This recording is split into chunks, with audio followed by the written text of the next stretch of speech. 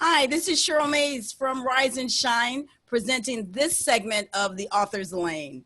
I am always excited to come to you and bring a new author every day, one that will inspire you, motivate you, that will actually share their inspiration and their heart as to why this book was so important for them to share. And so today I am excited because I have Austin Bollinger, who is the author of Crush Your Goals. And so, hi, Austin. How are you? I'm great. Thanks for having me on. Awesome. I am excited that you are here. Yeah, absolutely. I'm looking forward to this conversation. I always love talking about the book, so this is going to be fun. Well, welcome to the Author's Lane. I am excited to have you. And so we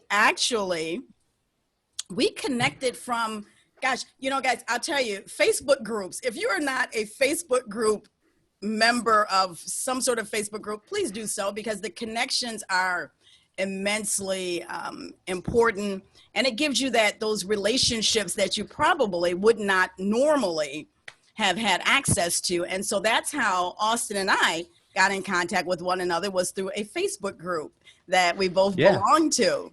So I'm excited for that. I've had an opportunity to connect with several authors through Facebook groups. As that's our new way of connecting now. It's like that commercial where it says there's a Facebook group for everything, and they have the kazoo and they're all running around. So get yourself a Facebook group if you don't have one.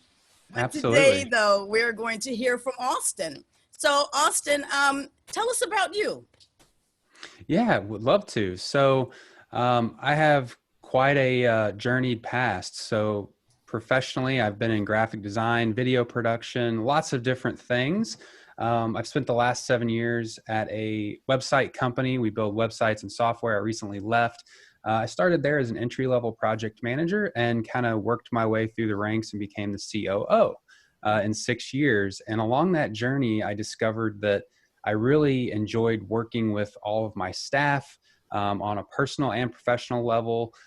They all seem to come to me for mentorship and coaching and guidance. And I loved that in some ways more than the job I was hired to do. I loved coaching people and helping people. In 2017, I started a blog called Daily New Year's.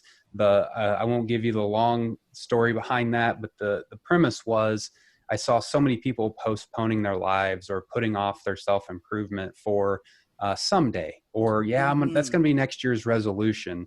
And so I thought, well, what if every day was New Year's? What would you do? Or what if tomorrow was New Year's? What would you do? And then whatever they would say, I'm like, well, just do that tomorrow then. Just start it. And so that's what that blog is about. And through my exploration of that and goal setting, I started learning about mindset, self-limiting beliefs, confidence, fear, all these different things that ended up leading me to my book, Crush Your Goals. So I guess that's the quick story. It is so interesting because, to your point, every year you always have people that say, that's going to be my New Year's resolution. And it's generally like this breakthrough goal that you haven't taken any steps towards having it. And now all of a sudden on January 1, your life is dramatically going to change because you put this plan, that because you have a dream, not that you put a plan in place, but because you have a dream. So let me share with you the name of Austin's book before we get into that. It is actually called Crush Your Goals, and it is a guidebook. And I love the subtitle because the subtitle says, trade your old tired resolutions for a goal-setting strategy that gets results. And, I think that's what people want. You want results. Yeah. It's kind of like going to the gym and having the gym membership, but yet you never use the membership and you wonder why nothing's happening. Right. I'm an active user of my membership, but they've been giving me a refund the last couple months because they've locked it down and I'm missing it. But a lot of people do that. There you go. So tell us about, so this book came about from your experience of having the opportunity to coach, to mentor, to really be what I like to call a servant leader. Yeah, servant leadership for a lot of people is a buzzword. For me, it's very much a way Mm-hmm. of life. I always tell people, especially at work, that um, I want to go mostly unnoticed. I want to make sure all of my employees and staff are the ones getting recognition from the work they're doing. I always look at it as my job is to uplift and make everyone else more able to do their jobs and grow through doing their jobs. So servant leadership is very important to me.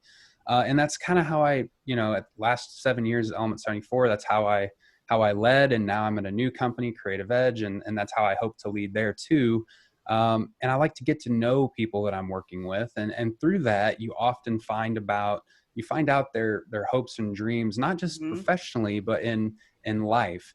And I always love to try to help people realize that things aren't as unattainable or as impossible or hard to do as you might think. I think the reason people put things off for New Year's resolutions is because in their minds they know it's a big thing. Mm-hmm. And they know that they can put it off till January, but then January comes and you no more have a plan to do it then than you do today. It's the planning that's hard. And New Year's gives us the ability to procrastinate. And so when you start asking people, well, why are you waiting? And there's usually not a real good answer for that. Mm-hmm. For me, New Year's is the hardest time to start something new. Holidays are stressful, the winter's stressful, we have lower energy typically because it's winter and we're stuck inside. That's Mm-hmm. the hardest time to start something new.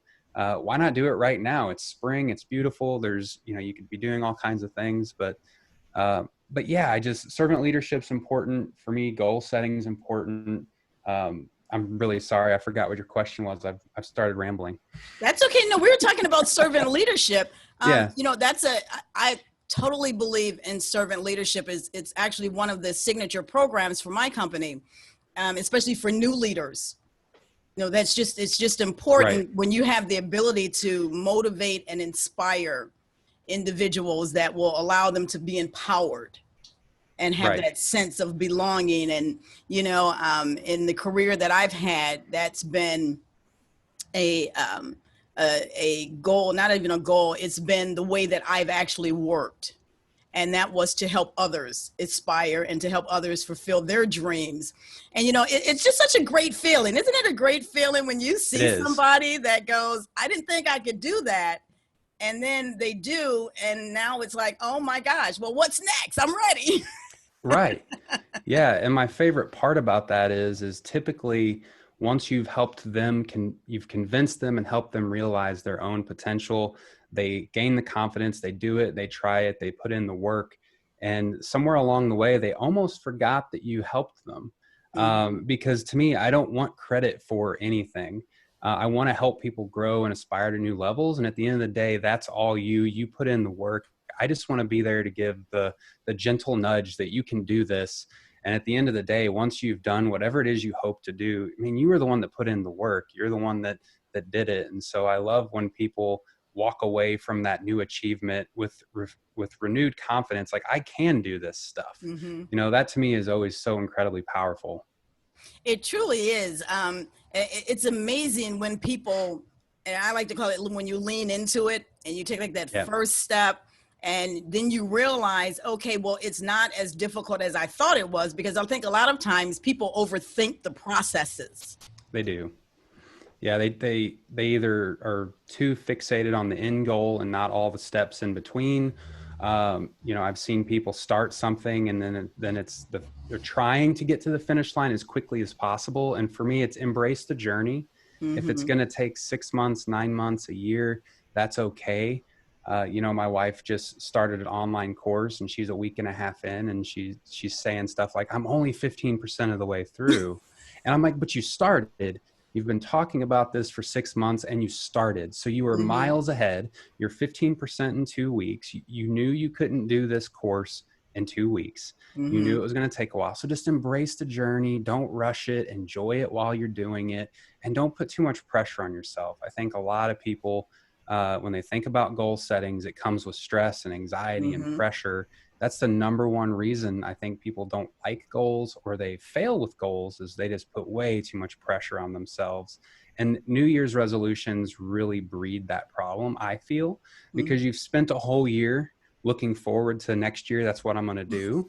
And now it's this huge thing in your head, and it just comes with way too much pressure. That's why I like daily goal setting and just looking at things in short bursts. That's so important you said that. So now let's go into the book. So let's go into Yeah. Crush Your Goals. And I like what you just said, because for me, that is kind of a mantra, is everyday work on you, simple steps for success. Mm-hmm. And so what you just attest to was every day to set Mm-hmm. some sort of a goal and to be able to move forward. So talk to us about that, and then take us into the book. Yeah. So for me, there's been a lot of things that I've done throughout the last few years that were huge things. Writing a book took me a year. Mm-hmm. And it's something, though, that I thought would be a 3 to 5 year thing, that would take me that long to gain enough knowledge, whatever it is. And so I finally started breaking it down, like, all right, I need to get a rough draft. So in the first quarter, I'm going to get my rough draft. I'm going to write 500 words per day. That was my daily goal. And when you break things down like that, it's so much more achievable. But you can't really do that unless you start with the end in mind. I knew that I wanted a book, had never done it before, but I knew there was a lot of things that went into it. So and this is one of the strategies in the book, when you have something big like that, it's start with the end in mind and just start breaking it down into as many known things as you can. And if any one milestone or any one piece looks too big and it's a little stressful or overwhelming, try to break it down even further. And so I started Daily New Year's with the principle of better every day. That was kind of my hashtag, my tagline. Now it's kind of my mantra. If we can get a little bit better every day, then we're improving. Mm-hmm. Whether that's in the gym, whether we, ate something healthier today than we did yesterday, or whatever it is, as long as we focus on that little bit of improvement every day. And that led me to the daily goal. I have a goal this year of drinking 115 ounces of water every day, because the last year and historically forever, I've been really bad at drinking water. And so now I don't hit that every day, but I'm like, I got 90 ounces. That's better than I was before, because I wasn't hardly drinking water at all. And so Mm-hmm. the better every day and the daily goal setting, I think, is so important, because again, it alleviates that pressure. If you can look at it from the positive side, like, you know what, if I didn't have this goal, I probably wouldn't have done anything today. So even though I got half of it done, that's still an improvement. So I hope that answers your question. It does. I think that's so important, though, because what you said there was, you set this goal, and even though you haven't accomplished the goal on that particular day, but you took a step forward. Mm-hmm. You made some momentum, which is a lot of times that's what you need, momentum. And Momentum is huge. yeah, and you started that first step, and then you go, okay, wait a second, and then you take the second step, and then the third step, and now you're cruising, Yeah. towards accomplishing your goal. So I think that's very important when you think about, we hear all these cliches, right? Like, how do you eat a cookie one bite at a time? How do you build a wall one brick at a time? And Right. as cliche as it is, it's true. It is. And I'm glad you mentioned that, because I think a lot of people look at successful people and think that it's something that happened overnight. Mm-hmm. I didn't know who Jeff Bezos was until he was the richest man in the world, but I Mm-hmm. guarantee you it took 30 years to become the richest man in the world, maybe longer. And so I always talk about the success staircase. Every time we have a failure or an obstacle or a setback, and we persevere and overcome that, we build upon that. And so we keep putting these stairs, these steps that we're building towards our success. And so with any goal that you have, there's going to be struggles and setbacks and maybe even some failure along the way. But we just got to keep building on those things. Like you said, it's another brick in the wall. It's another step in the staircase, however you want to look at it. Mm-hmm. As long as we're doing everything daily, not every day is going to go perfect, but you tried. So that's a major win in my book. But so many people focus on the gap and not the gain. Mm-hmm. Whatever it is that you're hoping to do, if you don't hit it 100%, people fixate on what they lacked. So I wanted to lose 30 pounds and I lost 30. I fell 5 pounds short. That's the gap.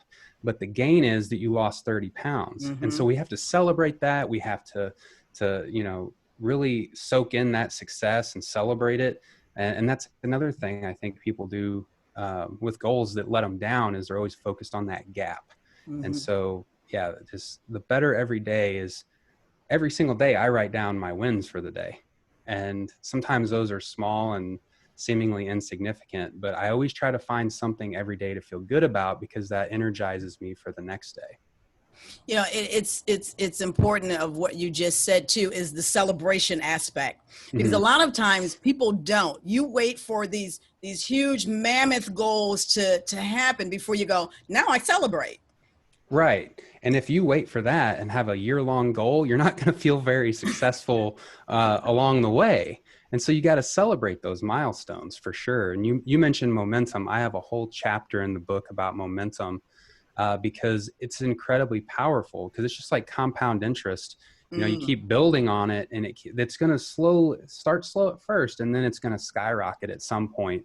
But if you keep starting and stopping and getting discouraged and maybe changing directions on your goals, you can't build that momentum. And there again, you can't feel successful. And that just leads to more discouragement. You're true. That's true. So now in the book, Crush Your Goals. So it is a workbook. It's a book accompanied by a workbook. Absolutely. Yeah. Okay. Yeah. There's the main book, which is here. Hmm. I actually intended when I wrote it to have each chapter have a couple worksheets at the end of each chapter. The book got so big, though, it was over 500 pages. I had to extract the workbook. And so that's what you see behind there. That's this other book. Okay. Yeah. So if you buy the main book, you can download the workbook for free as a PDF. My dream was, or my vision was, to have that included. I wanted a book people could read chapter by chapter and then do the self-assessments, the exercises as they went through.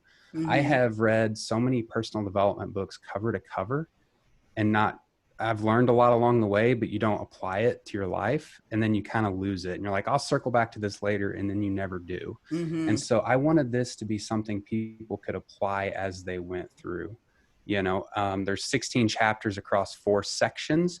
And the first section is building the proper mindset. We got to throw out, ditch the resolutions. We got to throw out the mindset that goals are a destination. For me, goals are a lifestyle. It's something that once you adopt it, you're going to be doing it for the rest of your life. So getting to the finish line, we got to throw that out the window. So how do we build a mindset that's going to allow us to do this without getting tired, without getting, discouraged? And so you read that first chapter, and then you do those first chapter assessments. But when I extracted the workbook, I went ahead and made it a paperback. So I find some people, instead of downloading the free PDF, they want the workbook, the physical thing they can just Hmm. write in. So that's why there's 2.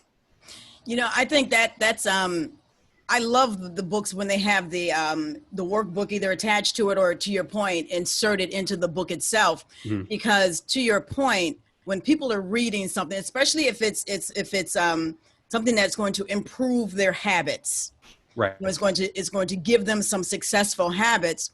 And if you don't have the ability to kind of take and write something down, if you don't have that ability to say, okay, this is step 1, okay, what would be my first step for my situation?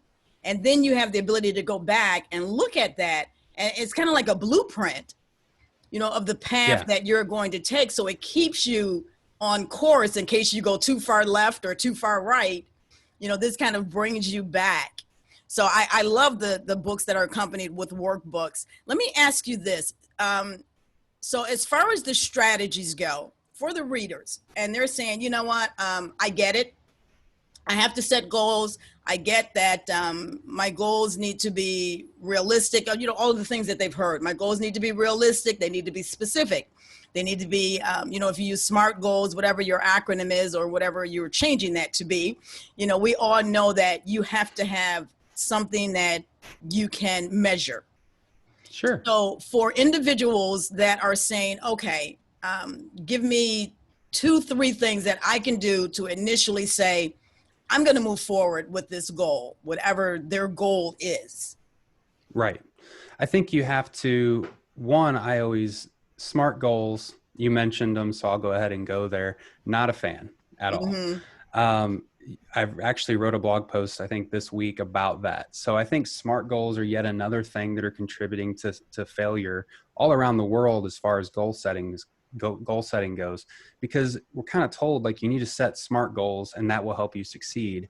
And so you sit down, you download the worksheet, specific, measurable, achievable, relevant, and time bound. And if I fill that out and my goal checks the boxes, I'm going to do well. I disagree. I've personally had so many SMART goals that I'm like, where did I go wrong? It checked the boxes, right? Mm-hmm. And that makes me think there's something wrong with me. Like I'm just not motivated. Maybe I'm just not good at this. But what SMART goals don't do is connect our innate human emotions to the thing that we're hoping to achieve. And this is where I wanted to develop a new framework for evaluating our goals. And it's connecting. What are you passionate about? What's significant to you? What energizes you? You can set a goal that completely drains you. Why would you want to keep doing that? I rather set goals that get me out of bed in the morning, that fuel me, that fuel my Mm-hmm. fire. So I developed a new framework. And it's another acronym. It's longer, it's harder to memorize. So I love leading with that, because I didn't just pick a name and make an acronym, but mine's called the focused framework. Mm-hmm. And I tried to bring it, and the reason I did it is because I think people love having a checklist to compare. Does my goal measure up? Is it what I'm Mm-hmm. supposed to be shooting for? I just thought the SMART goal metrics were wrong, or not ideal for me. So focused stands for future focused, optimistic, challenging, unforgettable, significant, energized, and deadline driven. So if you want, I can go through those, but I think, the first thing you need when you set a goal is, how does it contribute to your future? Mm-hmm. And I think when we set a goal on January 1st or whenever it is, again, a lot of people are like, I'm going to do this for the rest of the year. But how does that contribute to the future you're trying to build for yourself? So, I can go through the whole framework if you'd like, but if somebody's thinking about setting goals, that's usually where I want to start, is what future do you want to build for yourself? Whether that's 3 to 5 years, or if you're thinking all the way through to 60s and 70s and 80s, whatever life we're hoping to build then, we've got to start working on that now. So with that vision in mind, set goals today that get you closer, you Mm-hmm. know? And so that's kind of where my framework starts. That's awesome. So, guys, here you have it. If you have a goal and you are trying to figure out, okay, what is that first step? What's the first thing that I do that I can actually monitor, that I can make sure that I'm on the right path? This is a book that actually gives you strategies, it gives you the techniques, it gives you the roadmap that will allow you to be able to continuously move forward. Because what I think people don't want to do, and I think this is where we had talked about in the beginning, is that you start something and then you try to do too much and it becomes overwhelming. And then you immediately go, okay, this is not for me. I'm just going to stop doing it. When you literally have made yourself, overwhelmed by not Mm. breaking it down and making it into strategic steps. Yeah, you've heard the old adage, don't throw the baby out with the bathwater. There's another one that's don't change the goal, change the plan. There you go. Sometimes when our plan is not sound, it makes the goal seem unrealistic or unattainable. Really, it could just be the plan or the strategy. Um, and I'm not immune to this. I was writing this book last year. I was also trying to write my blog, my weekly blog post, my weekly podcast episode. I was Mm-hmm. trying to maintain a good, healthy relationship with my wife. I was trying to maintain my 40-hour work, a week career.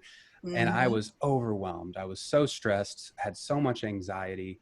I have a weekly mastermind group that I meet with, and I'm talking about it there with those guys. And I started to resent my blog and my podcast because they were keeping me from getting my book done. Mm-hmm. And the guys helped me realize, man, you can't get up earlier to get more done. Like eventually you're going to max out your hours. You've got to cut something out. Mm-hmm. And I'm a 4 a.m. guy. And so I'm like, I'll just cram it more in. I'll do the weekends, whatever, but you can't squeeze more time out of a day. Mm-hmm. And so they helped me to put my blog and podcast on hold. And I said, okay, the S in the focused framework is significant. what was Mhm. most significant to me was my book. I felt that that could get out into the world and ultimately help more people than my blog could. It's a Mhm. more direct message. It's got the workbook, it's got the practical application. Once I realized which goal was more significant, I was at peace with putting some other goals back on the shelf. I didn't abandon them, I didn't quit. So that's another thing is when you decide Mhm. to shelve a goal, don't feel bad about it. You know, if it's for a good reason, say, I'm going to come back to this. It's okay. I'm going to give myself some grace here. I bit off too much. Can't handle it. And so that's what I did. And I cranked away on the book for 7 or 8 months, got it done. And now I'm back to blogging and podcasting and loving every minute of it.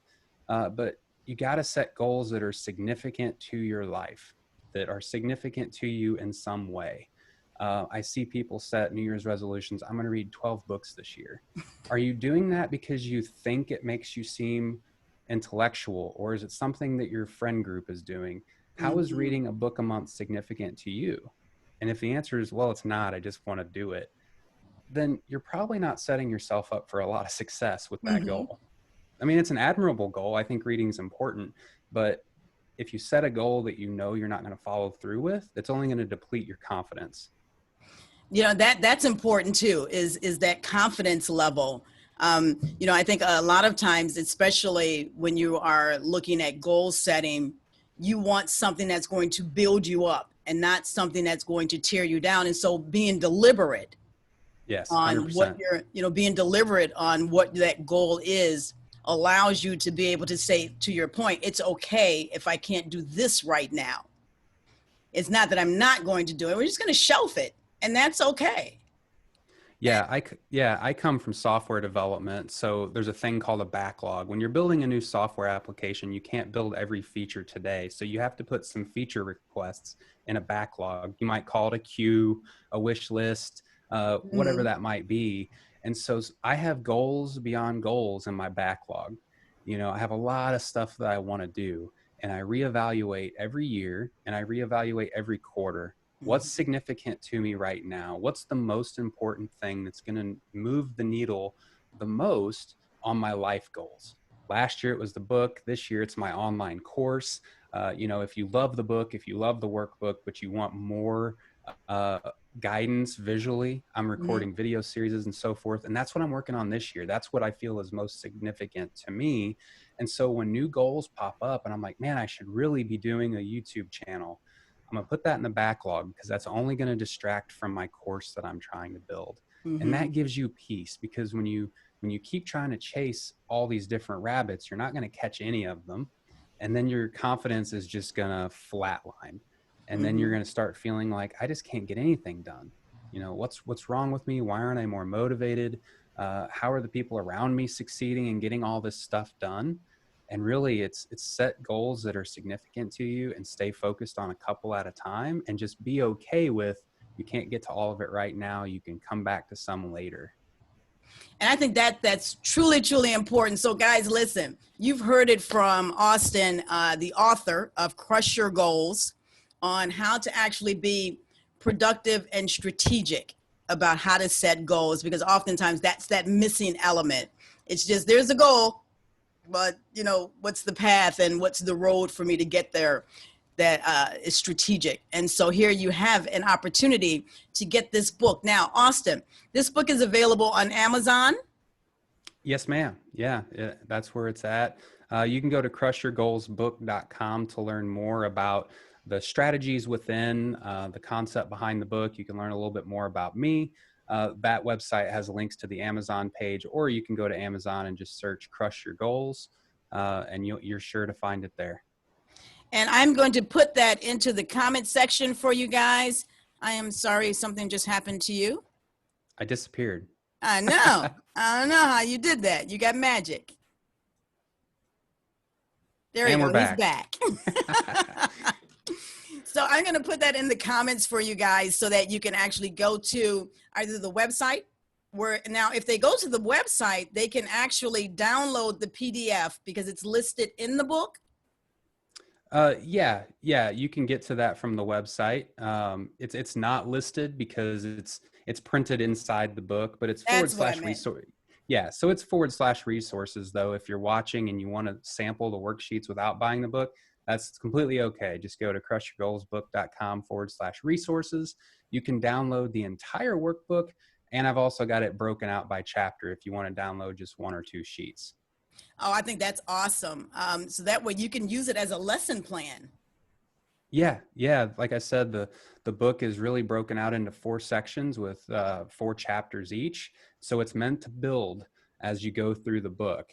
But if you were listening and you like the idea of this focused framework and you want to see if your goals are focused goals, there's a worksheet just for that if you want to skip around. But yeah, the book was very much, start at chapter 1 and build upon that, because chapter 1 is identifying your why, your intrinsic motivation, because we got to get that sorted out first. Mm-hmm. If you know what's motivating you in life and what your why is, that's the first step in your foundation to start building towards your goals. If you don't have your why sorted out, you might have motivation problems along the way. Step 2, chapter 2 is overcoming fears. I had fears I didn't know I had. I'll just be honest with you. So, fear of failure is an obvious one. Fear of success is a not so obvious one. If I actually succeed in doing all the stuff I hope to do, how is that going to change my life? A lot of people don't think about that. Mm-hmm. And so we have these fears we don't even know. So let's get chapter 2. Let's get into those. Let's learn about them. Let's overcome them. And then let's keep going through the book. So it's really meant to build. I love that portion on fear. My book was based on moving beyond your fear. And one of my favorite quotes is from Marianne Williamson. And it says, our deepest fear is not that we are inadequate. Our deepest fear is that we are powerful beyond measure. Absolutely. And, so to your point, being afraid of being successful, because now that bears some responsibility. It does. You got to keep it going. Yeah.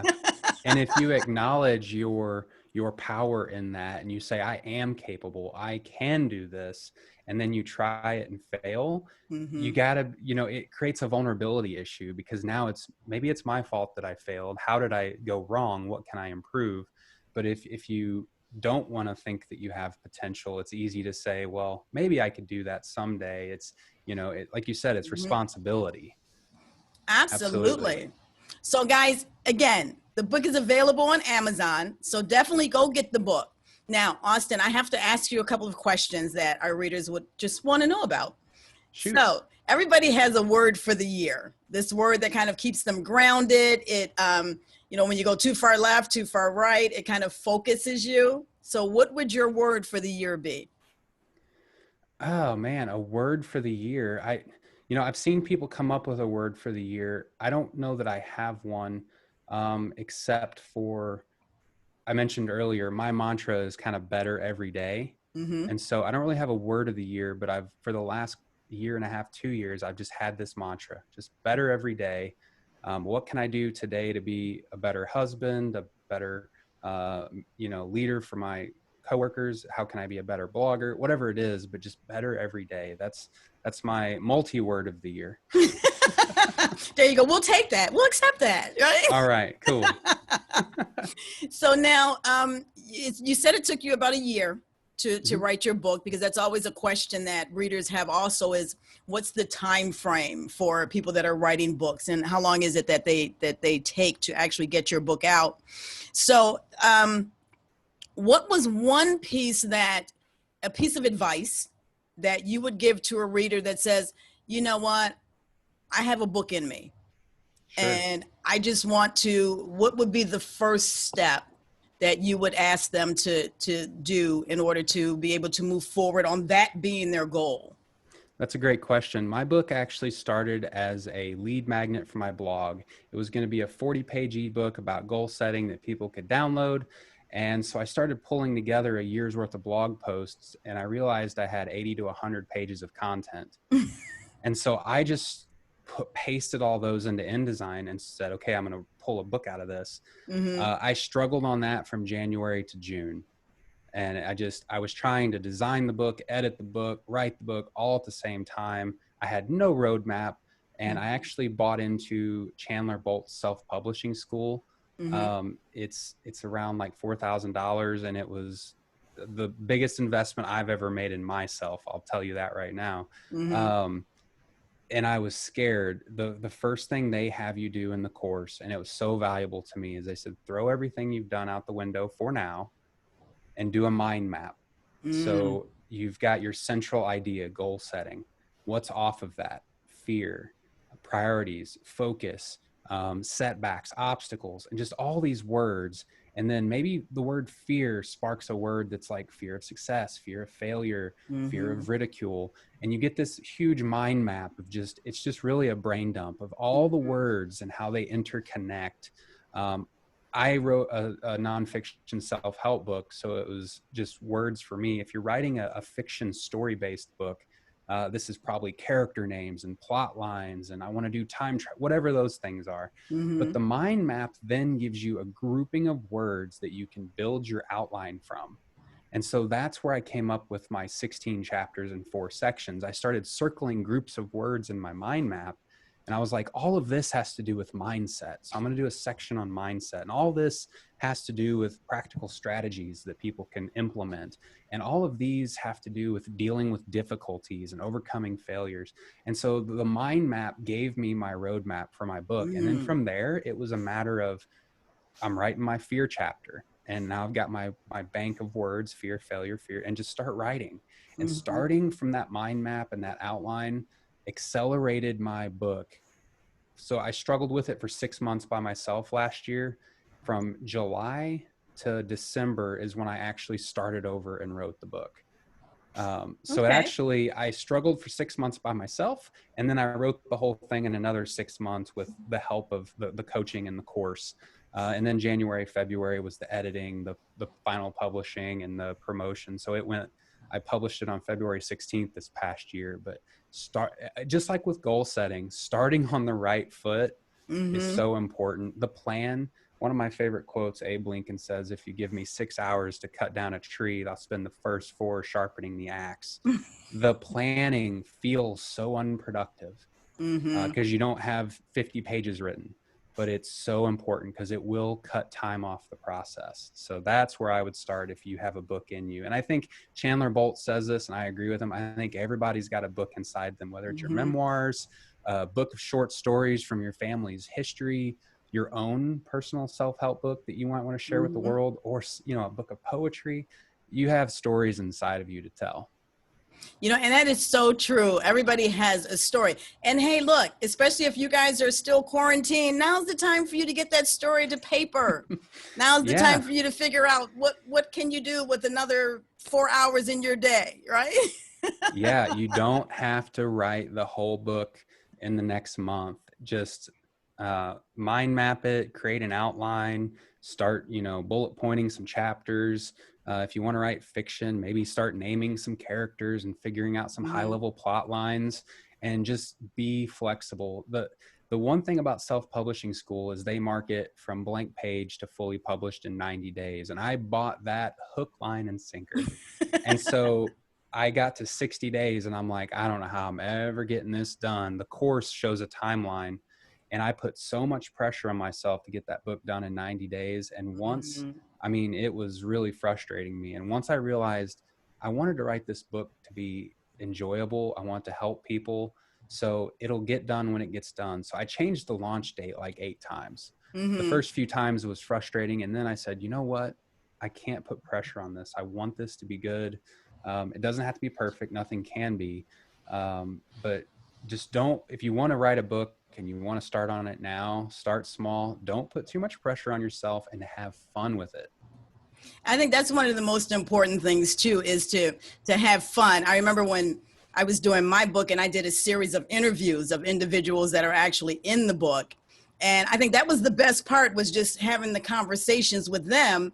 And then the tough part was now transcribing what they said to paper, you know, and Right. hoping that I actually got it correct. So guys, you have heard it here on the Author's Lane about how to actually crush your goals, how to actually set yourself up if this is something that you want to do and write a book, how not to put pressure on yourself about having an end product done in 10 days, 20 days, or 6 months, but to put something out that is a extension of yourself and something that you want people to look at And then when they look at you, to be able to say, you know what, you gave us your best.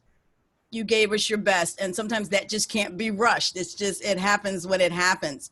So I have one final question for you that I ask every author. And Okay. that is because I believe it's important for authors to get a review, to be able to hear back from your readers, you know, what they thought about the book, good, bad, or indifferent. So how do you feel about reviews from readers? Oh, the beautiful thing about self-publishing is Amazon is print on demand. So, I can go in and make an update on this book, upload it to Amazon, and if you Mhm. order a copy tomorrow, you're going to get the freshest take on that. And so with my book, I always want honest and open feedback, whether you email it to me, leave a review on Amazon, fill out the form on my website. However, if you think improvements can be made in any capacity, I'd love to know about it, because I want this book to help as many people as possible. So if there's a flaw in it, or there's something missing, or something just doesn't connect and it could connect better, I would love to know about it, because I want this book to connect with as many people as possible. It's my first one. Go easy on me, but I would love the reviews and the feedback for sure. There you go, guys. So you can get this book on Amazon. If you get the book on Amazon, you can also download the PDF workbook, because there is a link that you can go to that is actually in the book. You can also go to Austin's website, which I'm going to put up in the comments, so that you have access to the book that way. And definitely, when you get the book, come on, write a review. Add a Thank few you. words, a couple of sentences, just some feedback that as authors, we all look for, because it helps us. You know, when we It talk does. about getting better, that's a part of it, right? Is that constructive feedback that if you put a book out there, let me share this with you guys. If you put a book out there and someone gives you a review, you have calluses, because you release this. So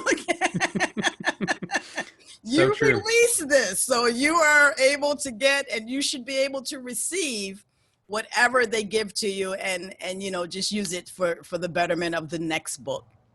So Absolutely. thank you so much, Austin, for joining us on the Author's Lane today. I am sure people are going to get your book. I am sure they're going to take it to help them in their life goals, as well as to help them to better understand how to strategically set goals in place and move towards making them happen. So thank you so much for joining us. Thanks for having me. I love talking about this. I love helping people. So I appreciate the opportunity. And it's been fun. I've loved this. Well, very good. Thank you so much. So, guys, Welcome. this is Austin Bollinger. Look him up on Facebook, find his website. If nothing else, go to Amazon and get the book, and then you have his name all the time. There you go. And you no longer have to look at the picture on the back of the book and go, who is that guy? Because now you know, right? And you know that this Absolutely. book stemmed from his experiences. So thank you again, Austin, for being with us. I look forward to us chatting again. So you don't go anywhere. You stay tuned. Hey guys, so thank you so much for joining us today on the Author's Lane. Today we were joined by Austin Bollinger, the author of Crush Your Goals, where you actually have a strategic guidebook for you to be able to map out your goals, to move forward, so that every day you are taking a step to better yourself. So definitely join us again tonight. Tonight at 8 p.m. we are having the Author's Lane watch party, where you get to ask questions. How cool is that? It's an experience. You get to ask questions and actually have them answered right then and there. So you got to come though. So I look forward to seeing you this evening and every day, Tuesday through Friday at 3 p.m. for another author that will share their inspiration, their motivation, and their experiences, as well as their heart for the book that they've actually put out to you. So thank you so much for joining us today. You have a fabulous day, and we look forward to seeing you again.